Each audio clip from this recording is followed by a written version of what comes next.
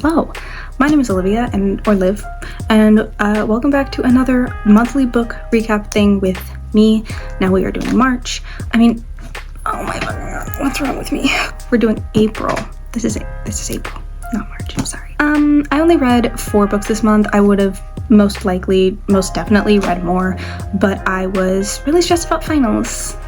There was a lot going on in my brain, and so I didn't dedicate a lot of free time to reading. I spent a lot of free time sleeping. But I did read some pretty good books that I'm pretty excited to talk about as well, and so we are going to be doing that now. The first book that I finished, which took me like 2 weeks to read for no reason at all, was Crooked Kingdom by Lee Bardugo. I still haven't looked up if that's the correct pronunciation of her name. I'm sorry, girly pop. Crooked Kingdom. Sequel to Six of Crows, which I talked about in March, and I absolutely loved it. I knew that I was gonna read this first thing after I got it in the mail, and so I read it and I adored it with all my heart and soul. It felt like such a good continuation of Six of Crows. It felt like the same story, which I think is the best way that a sequel can be. It felt very fluid. They go together really well. So there's nothing like it's significantly worse or better or anything like that. This book is even more emotional than Six of Crows. And so my emotional attachment to the characters really felt very called out. Things get sad. Things do get sad. It's a lot. There's a lot going on. There's you get more backstory for all of the characters too, which is obviously gets at your heartstrings a little bit. They're scheming, they're plotting, they're planning, and they're so cool. They're all so cool, dude. I had a blast reading these 2 books, and I do think there's a spin-off, but I don't think it's gonna be what I thought it was gonna be. Holy cow, okay. Second, I read Circe by Madeline Miller. I need to preface this by saying that I do not know anything about Greek mythology. I didn't know anything about Greek mythology when I read The Song of Achilles. I don't know any Greek mythology now. I don't know how that would have changed the reading experience, but I still enjoyed it immensely. I don't feel like you need to know everything about Greek mythology to enjoy a character the way that they're written. So I don't know who Circe is outside of this novel at all. Never heard the name. Putting it out there. I loved her. I felt like she was such a relatable female main character. I've probably said this before. I love a story about growing up, always watching her grow through her life and learn lessons, and by the end of the book she's thousands of years old, but the whole time it feels like the story of a young woman, and it's crazy. And there's magic. Well, there's witchcraft, because she's a witch, by the way. She's a witch. That's the coolest thing ever. But yeah, there's magic, but there's also witchcraft. There's a lot of really interesting things that happen that I feel are relatable, in the sense that I feel like everybody, especially women, have probably felt in some way very similar to the way that Circe feels at certain points in this book. The book pretty much just follows Circe through her experience growing up, and especially her relationships with her family and with who she is and what she can do. And there's definitely a lot of elements of hatred and seclusion and exclusion, and it's so sad, but it's so good, and it's so beautiful, and the ending is so nice, and there were so many things I liked about it. Wait, there was a line in here that I wanted to read because I just thought it was so pretty. Oh, here it is. In a solitary life, there are rare moments when another soul dips near yours, as stars once a year brush the earth. Such a constellation was he to me. How beautiful is that? What a beautiful way to describe a relationship with somebody, a connection with somebody. Beautiful. I love her. I love Circe's writing style. She just writes so beautifully, and in such a soft, gentle, intimate way. I don't know how to explain it other than that, but it's so good, and I just adore it. So next, I was really getting into the thick of the semester, and I was heading into finals week, and I really needed just a nice, light romance book to get me through my existence, and I landed on Love Theoretically by Ali Hazelwood. This was a book that I heard people say really good things about. There were things that I liked, and there were things that I didn't. Well, okay, backstory. This is Elsie. Elsie is a theoretical physicist, so she's like a super smart science girly, and she is an adjunct professor. She's not like on tenure or anything, and so there's basically a lot of aspects of like politics and academia, like classism and sexism, and those aspects I thought were really, really cool and touched on in a really great way, because girly pop is not being paid enough at all. She is poor. Girl is like, she's an incredible scientist. She's so smart. She teaches at multiple universities and she cannot afford to live. She's won awards. She's published really great work. Cannot afford rent. Cannot afford necessary healthcare. Needs a side hustle. Can't stand it. And that's all separate from the romance, which was fine. I liked the guy. A romance book immediately gets more points if I don't despise the man for being a terrible person. It's important to me that the dude like is a reasonable person, and he is. I actually really like Jack, who's also a physicist. It's definitely tense.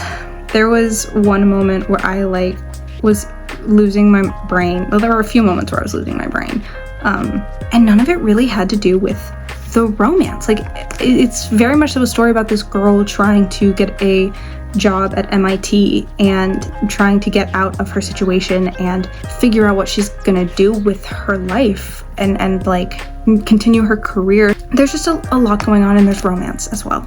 What I didn't like was the writing is definitely quirky, definitely a little bit quirky. She has a little bit of interesting ways of describing things. Definitely quirky is the word I would use. There's also so much Twilight referencing in this book. I don't know why. I can only assume that because Elsie ships Alice and Bella, that Ali Hazelwood does too, and I think that is the funniest thing I've ever read in a book in my entire life. A character who's shipping Alice and Bella like actively, frequently. That's so funny. I love it so much. That was great. And yeah, it was cute and it was sweet and it was fine, and it was definitely like a good read for the brain zone that I was in. So yeah. The last book, totally different lane, totally different route. The Bell Jar. Okay, this is a lot. So I don't know why, but everything that I heard about this book was leading me to believe that it was gonna be like a 1950s feminist novel. I was wrong. It's actually one of the most depressing books I've ever read in my entire life. Oh my gosh. It's about Esther, who basically goes through a severe mental health crisis and spirals insanely far down. It did kind of like, at first when I was reading it, I was like, oh, this kind of reminds me of The Catcher in the Rye, because, you know, like a young person not really knowing what to do with their life, kind of learning about who they are and what they want, and kind of struggling with their viewpoint on life and kind of feeling depressed. But then this got way darker and way more intense than The Catcher in the Rye ever did.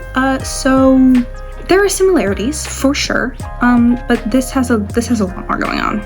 And after doing some research, I found out that this is pretty much just directly based off of Sylvia Plath's real life, and so everything that happens to Esther pretty much actually happened to her. So that's awful. It is really sad and scary too, but also like I think it's done really well. Its descriptions of mental health are just like so eerily realistic and accurate and horrifying, but also she does get help. She goes to like the psych ward and she starts to like kind of get treatment. I'm not going to say that it was ideal, but she does go and get help, and that's a great thing. And the ending is all right. The ending is not like super dark or scary or bad. The ending is actually very good and hopeful, and I feel like that's kind of what I look for in a sad book, is like kind of a sense of purpose or like meaning or hope. And I feel like this book had all of those things. It's just a really candid description of mental health. It's really triggering. It's very triggering for people who have maybe been through something similar. There is a quote, there was a paragraph that I really liked where it said, "I knew I should be grateful to Mrs. Guinea, only I couldn't feel a thing. It wouldn't have made one scrap of difference to me, because wherever I sat, on the deck of a ship or at a street cafe in Paris, I would still be sitting under the same glass bell jar, stewing in my own sour air." I think that's like such a description of feeling kind of trapped in your own head, and it's so beautifully disturbing. And there's so much like self-awareness in it, which I think is crazy. I've been thinking about it all day, and I've also been like researching Sylvia Plath because I don't really know anything about her. Like, I knew she was a poet and a writer and everything, but I did not know that she killed herself. I did not know that she was like going through all this kind of stuff. Crazy. Honestly, this is the kind of book that I would recommend to some people and would highly not recommend to other people, depending on your vibe and your needs. But I really liked it. I actually gave it 4 out of 5 stars. I took 1 star off for the racism. It's not super consistent throughout the whole book, but it pops up in spurts, and you're just like, whoa, why are we talking like that, girly Bob? Why are we saying that? Why are we doing that? Unnecessary. But yeah, like I said, I felt like it was really self-aware, and I felt like Esther was a really realistic female main character, but also because this is pretty much just a true story under fictional names. I really liked it though. I really did like it. I gotta say, I'm not gonna deny it. I'm not gonna pretend. I did like it. And yeah, that's it. That is everything that I read in April, but I am officially done with school for the summer. So all summer I will have so much free time to read when I'm not working, of course. And that's really exciting to me. I'm really excited to get some reading on. I already have a bunch of books lined up that I want to read. Actually, I'll tell you what I'm starting with because I haven't started that book yet. I'm going to be starting off May with The Little Friend by Donna Tartt because I liked The Secret History and The Goldfinch. The Little Friend, gotta read it, gotta see what's going on. I like the fact that it's got like this weird creepy doll imagery because I love a good creepy doll. So I don't know if that's gonna be like super applicable or anything, but we'll find out. Yeah. Ooh, I'm excited. So yeah, I'll see you, I don't know,